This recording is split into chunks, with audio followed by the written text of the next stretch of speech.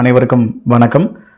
நம்ம educational சைக்காலஜியில் topic wise தொடர்ந்து நம்ம நோட்ஸ் எல்லாம் கொடுத்து கிளாஸ் நம்ம ஆன்லைனில் ஃப்ரீயாக பார்த்துட்ருக்கோம்.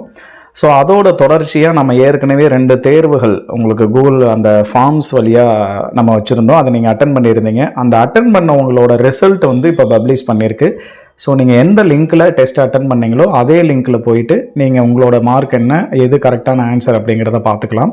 அப்படி வரல அப்படின்னாலும் நான் டிஸ்கிரிப்ஷனில் ஒரு வாட்ஸ்அப் குரூப்போட லிங்க் அனுப்புகிறேன். அந்த குரூப்பில் நீங்கள் ஜாயின் பண்ணிட்டீங்கன்னா அதில் ரிசல்ட் எல்லாமே நான் பப்ளிஷ் பண்ணிடுறேன்.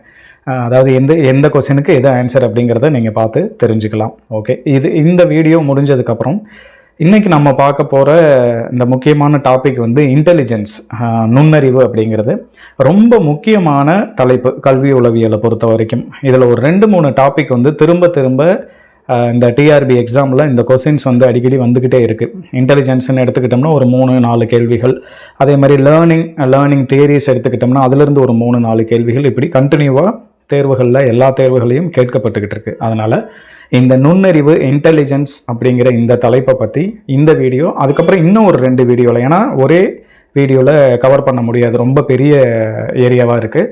நிறைய தியரிஸ் இருக்குது, இன்டெலிஜென்ஸ் டெஸ்ட் இருக்குது, நம்ம ஐக்யூலாம் கேள்விப்பட்டிருப்போம், அதெல்லாம் இருக்குது. ஸோ இது எல்லாத்தையும் நம்ம 2 இல்லைனா 3 வீடியோவில் நம்ம கவர் பண்ண போகிறோம். அதோட முதல் வீடியோ இப்போ நம்ம இந்த இதில் பார்க்க இருக்கிறோம். ரொம்ப முக்கியமான பகுதி, நல்லா கவனிச்சுக்கோங்க. திரும்ப கேள்விகள் வந்துக்கிட்டு இருக்கு. இன்றைக்கி நம்ம டாப்பிக்கில் வந்து இன்டெலிஜென்ஸ்னால் என்ன, அதோட தியரிஸ் ரொம்ப முக்கியமான பகுதி இது. இதில் இன்டெலிஜென்ஸ்னால் என்ன, நுண்ணறிவுனா என்னன்னு சொல்லிட்டு உங்களோட அண்டர்ஸ்டாண்டிங் மட்டும்தான் முக்கியம். அதில் உங்களுக்கு புரிஞ்சிருச்சு நுண்ணறிவுனா என்னன்னு புரிஞ்சிருச்சு அப்படின்னா அதுக்கப்புறம் நம்ம தியரிஸ் தான். இதில் கேள்விகள் வந்து தியரிஸ் இந்த பகுதியில் இருந்தால் அதிகமாக வரும். இன்டெலிஜென்ஸ்னால் என்ன அப்படிங்கிற மாதிரியான நேரடி, ஏன்னா அது வந்து ரொம்ப எளிமையானது. அதில் இருந்து கேள்விகள் கொஞ்சம் கேட்கறதுக்கான வாய்ப்பு ரொம்ப குறைவு. அப்படி கேட்டாங்கன்னா நம்மளோட லக்கு தான். ஸோ நுண்ணறிவுனா என்ன, இன்டெலிஜென்ஸ் இப்போ நீங்கள் ஸ்க்ரீனில் பார்த்துட்டு இருக்கீங்க. அதாவது நமக்கு நார்மலாக அறிவுன்னு ஒன்று இருக்குது, நாலேஜ் அப்படின்னு சொல்லுவோம். அதுக்கும் இந்த இன்டெலிஜென்ஸ் நுண்ணறிவுக்கும் என்ன வித்தியாசம் அப்படின்னு பார்த்தோம் அப்படின்னா, அறிவு அப்படிங்கிறது நாலேஜ் வந்து நிறைய இன்ஃபர்மேஷன்ஸை நான் தெரிஞ்சு வச்சுக்கிறது. எனக்குள்ள பயங்கர நாலேஜபிள் பர்சன் சொல்லுவோம். அறிவு நிறைய இருக்குது, நிறைய கற்று வச்சுருக்கிறாங்க, நிறைய படித்து வச்சுருக்காங்க, நிறைய தெரிஞ்சு வச்சுருக்கிறாங்க அப்படிங்கிறதெல்லாம் அறிவில் வரும்.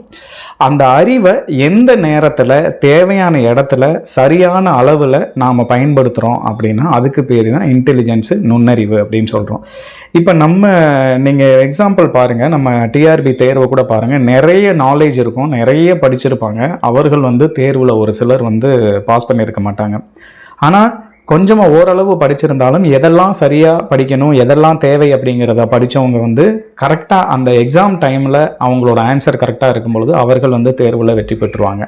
ஸோ இதுதான் நாலேஜுக்கும் இன்டெலிஜென்ஸுக்கும் உள்ள ஒரு வித்தியாசம். அப்போ இன்டெலிஜென்ஸுங்கிறது அப்படி தான், சரியான நேரத்தில் அந்த சூழ்நிலைக்கு தகுந்த மாதிரி தன்னுடைய அறிவை எவர் ஒருத்தர் பயன்படுத்துகிறாரோ அவருக்கு வந்து நுண்ணறிவு வந்து அதிகமாக இருக்குது அப்படின்னு அர்த்தம்.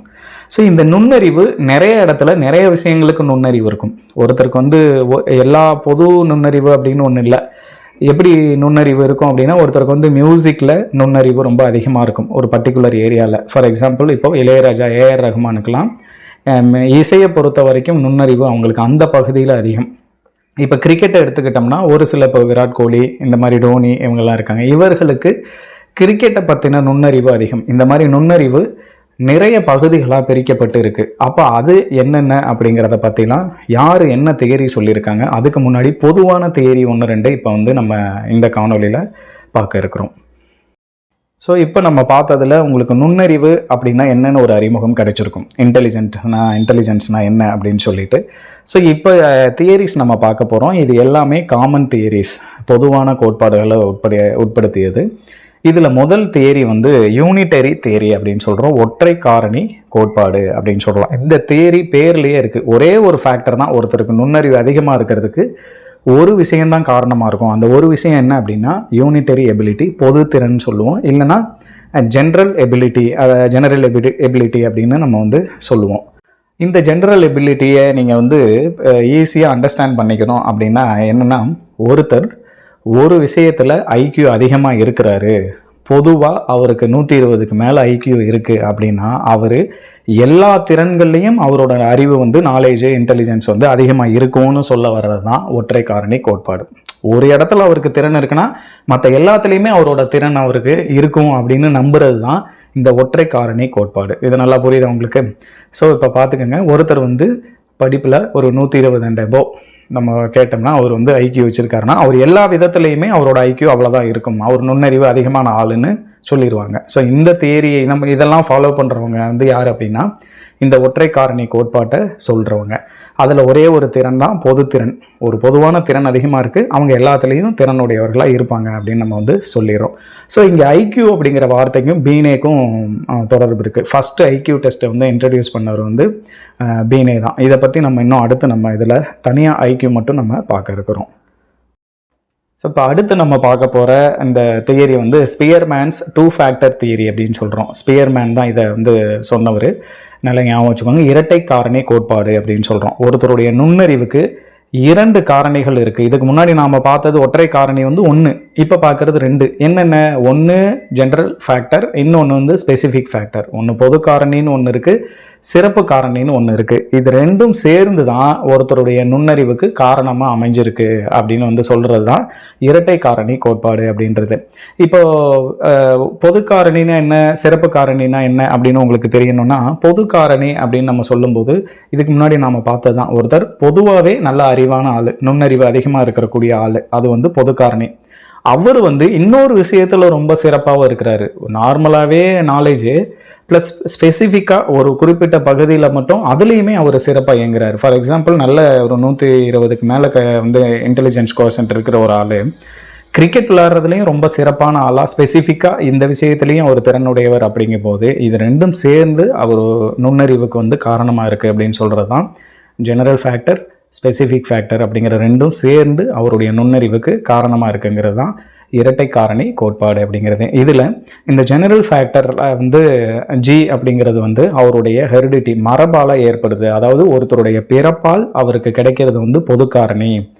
இந்த ஸ்பெசிஃபிக் ஃபேக்டர் அப்படிங்கிற சிறப்பு காரணி வந்து அவருக்கு வந்து அவர் வளர்த்துக்கிட்ட காரணியை தான் ஸ்பெஷல் டேலண்ட்டு. இப்போ நம்ம எல்லாருமே இயல்பாக ஒரு மனிதன் பிறக்கும் போதே ஒரு பொது காரணியோட ஒரு இயல்பான அறிவோடு பிறக்கிறான். அவன் இந்த பூமிக்கு வந்த பின்னாடி அவன் நிறைய விஷயங்களை அவனோட சொந்த முயற்சியால் கற்றுக்கிறான். அதுதான் ஸ்பெசிஃபிக் ஃபேக்டர் அப்படிங்கிற சொல்ல வர்றது தான் இந்த இரட்டை காரணி கோட்பாடு. இப்போ நாம் ஒற்றை காரணி பார்த்துட்டோம், இரட்டை காரணி பார்த்துட்டோம். அடுத்து பார்க்குறது வந்து பல காரணி கோட்பாடு, அனார்கிக் ஆர் மல்டி ஃபேக்டர் தியரி அப்படின்னு இதுக்கு பேர். ரெண்டு ஞாபகம் வச்சுக்கோங்க. அனார்கிக் இதை வந்து முன்மொழிஞ்சவர் யார், இதை ஃபாலோ பண்ணவர் யார் அப்படின்னா இஎல் தாண்டைக். இது நம்ம ஏற்கனவே கேள்விப்பட்டிருக்கோம், இவரெல்லாம் பார்த்துக்கோங்க, ரொம்ப முக்கியமான ஆள். ஸோ தாண்டைக் அப்படிங்கிறவர் வந்து இந்த பலகாரணி கோட்பாட்டை வந்து ஆதரித்து சொல்லிட்டு இருக்கிறாரு. இவருடைய கருத்துப்படி ஒருத்தருடைய நுண்ணறிவு அதிகமாக இருக்கிறதுக்கு காரணம் என்ன அப்படின்னா பொது காரணி அப்படின்னு ஒன்று கிடையாது சார். பொதுவாக ஒருத்தர் வந்து இன்டெலிஜென்ட் அப்படின்னு சொல்லவே முடியாது அப்படின்னு இவருடைய தியரி. என்ன சொல்கிறாரு அப்படின்னா, intelligence to be a combination of numerous separate elements or factors. இந்த ஒரு இன்டெலிஜென்ஸ்குள்ள சின்ன சின்ன நுணுக்கமான விஷயங்கள் நிறைய ஃபேக்டர்ஸ் இருக்குது. அதெல்லாம் ஒன்றா சேர்ந்து தான் ஒருத்தருடைய நுண்ணறிவு வந்து அதிகமாக இருக்கே தவிர அவர் பிறக்கும்போதே வந்து நுண்ணறிவு அதிகமான ஆள் இல்லை, ஸ்பெசிஃபிக் ஃபேக்டர் அவர்கிட்ட ஒரு சில விஷயங்கள் இருக்குங்கிறதெல்லாம் காரணம் இல்லை.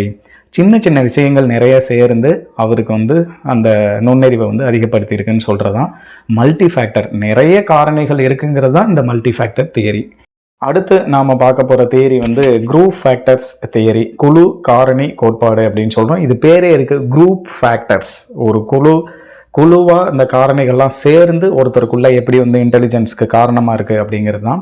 இந்த தியரிக்கு இன்னொரு பேர் இருக்குது, பிரைமரி மென்டல் எபிலிட்டி தியரின்னு, அதாவது முதன்மை மனத்திறன் கோட்பாடு அப்படின்னு இதுக்கு இன்னொரு பேர். இதை வந்து அறிமுகப்படுத்துகிறவர் யார் அப்படின்னா லூயிஸ் தர்ஸ்டன். இவர் இதை ஆராய்ஞ்சு பார்க்குறதுக்கு பயன்படுத்தினது வந்து தர்ஸ்டன் ஸ்கேலுன்னா அது வந்து ஒரு கொஸ்டினர், ஒரு நம்ம கேள்வி தாள் இருக்கு இல்லையா, அதை தான் ஸ்கேலுன்னு சொல்லுவாங்க. அதுக்கு வந்து நிறைய பேர் இருக்குது, ஸ்கேலுன்னு சொல்லுவாங்க, மெஷர்மெண்ட்டு டூல் அப்படின்னு சொல்லுவாங்க. இதெல்லாம் வந்து நம்ம வினாத்தாலே ஒரு டூல் தான், நம்மளை வந்து அளவிடுறதுக்காக பயன்படுத்துறது அப்படின்னு சொல்லுவோம். ஸோ மெஷர்மெண்ட் ஸ்கேலுன்னு சொல்லுவாங்க. ஸோ தர்ஸ்டன் ஸ்கேல் அப்படின்னு ஒன்று இங்கே பயன்படுத்தியிருக்கிறாரு. இந்த தர்ஸ்டனோட இந்த குழு காரணி கோட்பாடை பொறுத்த வரைக்கும் என்ன அப்படின்னா, intelligence is not a single, ஒரு தனித்திறனும் கிடையாது, ஜெனரல் எபிலிட்டியும் கிடையாது, இது ஒரு பொது திறனும் கிடையாது, சின்ன சின்ன இதெல்லாம் தனியாகவும் கிடையாது. ஆனால் அதுக்கு பதிலாக என்ன அப்படின்னா collection of relatively independent mental abilities. ஒன்றுக்கு ஒன்று தொடர்புடைய நிறைய விஷயங்கள் ஒன்றா சேர்ந்து ஒருத்தருடைய இன்டெலிஜென்ஸ்க்கு காரணமாக இருக்குது அப்படிங்கிறது தான் இந்த குழு காரணி கோட்பாடு. அப்படி என்னென்ன குழுலாம் இருக்குது அப்படிங்கிறதான் இப்போ நீங்கள் ஸ்க்ரீனில் பார்த்துட்டு இருக்கீங்க. இப்போ பாருங்கள், வெர்பல் ஃபேக்டர்ஸ் அப்படிங்கிறது இது ஒரு குரூப் ஆஃப் ஃபேக்டர்ஸ். எதில் அதுக்குள்ளே வேர்ட்ஸ் இருக்குது, ஐடியாஸ் இருக்குது, ப்ரொனவுன்சியேஷன் இருக்குது. இப்போ அடுத்ததில் பார்த்தீங்கன்னா வெர்பல் ஃப்ளூவன்சி ஃபேக்டர்னு சொல்லுவோம். ஒருத்தர் நல்லா அவருடைய உச்சரிப்பு நல்லா இருக்குன்னா அதுக்கு நிறைய காரணம் இருக்குது. அவர் சரியான அளவில் உச்சரிக்கிறாரு, வார்த்தைகளை சரியாக படிக்கிறாரு, அவருடைய வாசிப்பு நல்லா இருக்குது. இது எல்லாமே சேர்ந்து அந்த வார்த்தையை அவர் வெர்பல் கரெக்டாக இருக்குது அப்படிங்கிற மாதிரி அர்த்தம். அடுத்தது நியூமரிக்கல் ஃபேக்டர் அப்படின்னும் போது கணக்கெழுதலில் ஒருத்தர் சிறப்பாக இருக்காருன்னா அதில் நிறைய இருக்குது. கணக்கை துல்லியமாக போடுறாரு, பொறுமையாக அந்த கணக்கை பார்த்து செய்கிறாரு அப்படிங்கிற மாதிரி நிறையா ஃபேக்டர்ஸ் இருக்கும். இதெல்லாம் ஒன்றா சேர்ந்து நியூமரிக்கல் ஃபேக்டர் அப்படிங்கிற ஒரு குழுவாக இருக்குது. இது மாதிரி பெர்செப்சுவல் ஃபேக்டர், ப்ரூஃப் ரீடிங் அப்படிங்கிறதெல்லாம் நம்ம சொல்கிறோம். ஒருத்தர் எதில் தப்பு இருக்கா அப்படிங்கிறதெல்லாம் பார்க்குறது ஒருத்தர் இருப்பார். அதேமாதிரி இண்டக்டிவ் ரீசனிங் அப்படின்னு சொல்கிறோம். பொதுமைப்படுத்துதல், ஸ்பேசியல் விசுவலைசிங் த ஆப்ஜெக்ட். ஒரு பொருளை பற்றின ஒரு நாலேஜ், அதுக்கு இப்போ ஒரு ஆப்ஜெக்ட் எப்படி இயங்குது அப்படின்னா அதெல்லாம் விசுவலைஸ் பண்ணி பார்க்குறது. மெமரி ஃபேக்டர், ஒருத்தர் அதிகமாக நினைவு அவருக்கு நல்லா இருக்குது அப்படின்னா அதுக்கு நிறைய காரணம் இருக்குது, அதுக்குள்ளே ஃபேக்டர்ஸ் இருக்குது. அடிக்கடி படிக்கிறாரு, திரும்ப திரும்ப ரீகால் பண்ணிக்கிறாரு, இதெல்லாம் அவருடைய மெமரிக்கு அதிகமாக பயனளிக்கிறதா இருக்குது. அடுத்தது deductive reasoning, problem solving ability. இதெல்லாம் என்ன அப்படின்னா குழு காரணி கோட்பாட்டுக்கு உதாரணங்கள். இப்போ அதில் முக்கியமான விஷயங்கள் இது எல்லாமே நீங்கள் ஒரு தடவை ரீட் பண்ணிக்கணும். கடைசியாக நாம் பார்க்க போகிற தியரி கில்ஃபோர்ட்ஸ் தியரி அப்படின்னு சொல்கிறோம். கில்ஃபோர்டோட நுண்ணறிவு கோட்பாடு அப்படின்னு சொல்கிறோம். இவர் 1961 இந்த கலிஃபோர்னியா யூனிவர்சிட்டி ஆஃப் சதர்ன் அப்படிங்கிறதுல என்ன பண்ணியிருக்கிறாரு அப்படின்னா இந்த நுண்ணறிவு கோட்பாட்டை வெளியிட்டிருக்கிறாரு. இவர் யூஎஸ் ஆர்மியில் ஒர்க் பண்ணியிருந்திருக்காரு. அங்கே இவர் அந்த கடைசியாக சொல்லியிருக்கோம் இல்லையா, ஸ்ட்ரக்சர் ஆஃப் இன்டெலெக்ட் அப்படிங்கிற இந்த அசஸ்மெண்ட் டூலை பயன்படுத்தி இராணுவ வீரர்களுக்கு என்ன பண்ணியிருக்கிறாருன்னா இந்த டூலை யூஸ் பண்ணியிருக்கிறாரு. டூல்னா ஏற்கனவே சொல்லியிருக்கேன், ஒரு கருவினா என்னென்னா நம்ம கொஸ்டின்ஸ் தான் கருவின்னு சொல்கிறோம். நுண்ணறிவை ஒருத்தர்கிட்ட சோதிக்கிறதுக்கு நாம் வினாத்தாள் கொடுக்குறோம் இல்லையா, அந்த வினாத்தாளுக்கு பேர் தான் அசஸ்மெண்ட் டூல் அப்படின்னு பேர். ஸோ நுண்ணறிவு கட்டமைப்பு, அதான் ஸ்ட்ரக்சர் ஆஃப் இன்டெலெக்ட் அப்படின்னு அந்த இராணுவ வீரர்கள்கிட்ட இருக்கிறத எப்படி நாம் தெரிஞ்சுக்கலாம் அப்படிங்கிறத இந்த இவருடைய டூலை பயன்படுத்தி தான் தெரிஞ்சிருக்கிறார் யூஎஸ் ஆர்மியில். ஸோ இவர் என்ன சொல்கிறாரு அப்படின்னா ஒரு every mental process or intellectual activity, ஒரு நுண்ணறிவு செயல்பாடு அப்படிங்கிறது 3 டைமென்ஷனில் ஒர்க் ஆகுது அப்படிங்கிறது தான். 3 வேறு வேறான டைமென்ஷனில் ஒர்க் ஆகுது. இதுக்கு இன்னொரு பேர் இந்த தியரிக்கு இருக்குது, 3 டைமென்ஷன் தியரின்னு கூட இதை நம்ம சொல்லுவாங்க. அதனால் அதையும் பார்த்துக்கோங்க. ஸோ அந்த 3 டைமென்ஷன், ஒருத்தருடைய நுண்ணறிவுக்கு 3 டைமென்ஷன் காரணமாக இருக்கும். அந்த 3 டைமென்ஷன் என்ன அப்படின்னா, ஒன்று ஆப்ரேஷன்ஸ் செயல்முறை, 2 கண்டென்ட்ஸ் பொருள், 3 ப்ராடக்ட். இது 3க்குள்ளேயும் நிறைய விஷயங்கள் இருக்குது. அதுதான் இப்போ நீங்கள் அடுத்த பிக்சரில் பார்ப்பீங்க. இப்போ நீங்கள் பிக்சரில் பார்க்குறது ஒரு 3 டைமென்ஷன். இதில் கண்டென்ட்னா கண்டென்ட்டுக்குள்ளே என்னெல்லாம், அதுக்கு கண்டென்ட்னா நம்ம என்ன சொல்லுவோம், பொருள் அடக்கம் அப்படின்னு சொல்லுவோம். ஒருத்தர் நம்ம கண்டென்ட் உனக்கு நல்லா தெரிஞ்சிருக்கா, விஷயம் நல்லா தெரிஞ்சிருக்கா அப்படின்னு சொல்லுவோம். அதுக்கப்புறம் பார்த்தோம்னா செயல்முறை, அதை தொடர்ந்து என்ன செயல்முறை நம்ம நடத்துக்கிறோம், நம்ம ஒர்க்லாம் பண்ணி பார்க்குறோம், அதெல்லாம் கரெக்டாக இருக்கா, செஞ்சு பார்த்து அது தெரியுதா அப்படிங்கிறதெல்லாம் செயல்முறையில் சொல்லுவோம். அதுக்கப்புறம் விளைவு, அதனால் என்ன விளைவு ஏற்படுது அப்படிங்கிறது. இந்த 3ம் ஒன்றா சேர்ந்து தான், 3 டைமென்ஷனும் சேர்ந்து தான் ஒருத்தருக்கான நுண்ணறிவுக்குள்ள அடிப்படையாக அமையுது அப்படின்னு சொல்கிறது தான் கில்போர்டோட நுண்ணறிவு கோட்பாடுன்னு நம்ம சொல்கிறோம். ஸோ நாம் ஏற்கனவே சொன்ன மாதிரி இதுக்கு இன்னொரு பேர் நுண்ணறிவு கட்டமைப்பு கோட்பாடுன்னு ஒரு பேர் இருக்குது. முப்பரிமாண கொள்கை அப்படின்னு இன்னொரு பேர், டைமென்ஷன் தியரி, 3 டைமென்ஷன் தியரி அப்படின்னு சொல்லிட்டு இருக்குது. இதில் முக்கியமாக சொல்கிறது மனிதனுடைய மனம் 3 பரிமாணங்களில் செயல்படுது. அதுதான் இப்போ நம்ம பார்த்தது 3மே, கண்டென்ட்டு, ப்ராடக்ட்டு, இதெல்லாம் இப்போ பார்த்தோம் இல்லையா அது. ஸோ இதை மென்டல் ப்ராசஸ் அப்படின்னு சொல்கிற உளத்திறன்கள். இதில் எத்தனை எபிலிட்டிஸ் இருக்குது அப்படிங்கிறது, இந்த கால்குலேஷன் ரொம்ப முக்கியம். இது நம்ம எஸ்கே மங்கள் புக்கில் 115 இருக்குது. சில இடத்துல 180 இருக்குது, சில இடத்துல 120 இருக்குது. நீங்கள் அந்த ஆன்சருக்கு தகுந்த மாதிரி எழுதிக்கலாம். 150 கொஞ்சம் ஸ்டாண்டர்டாக இருக்கிறது. ஸோ இதில் இந்த 3லையும் கண்டென்ட் அப்படிங்கிறது ஒரு 5 இதாகவும், அதுக்கப்புறம் ப்ராடக்ட் அப்படிங்கிறது ஒரு கடைசி 5ஆகவும், இடையில இருக்கக்கூடிய இப்போ நம்ம 2வதாக பார்த்துருந்தோம் இல்லையா, ஆப்ரேஷன்ஸ் அப்படிங்கிறது ஒரு 6 அப்படிங்கிறது. இது 3ஐயும் கால்குலேட் பண்ணி 5 × 6 × 5 = 150 எபிலிட்டிஸ், அதாவது 150 மனத்திறன்கள் ஒரு மனிதனுக்குள்ளே செயல்பட்டு தான் அவனோட நுண்ணறிவுக்கு காரணமாக இருக்குது அப்படிங்கிறத சொல்கிறது தான் இந்த கில்ஃபோர்டோட தியரி.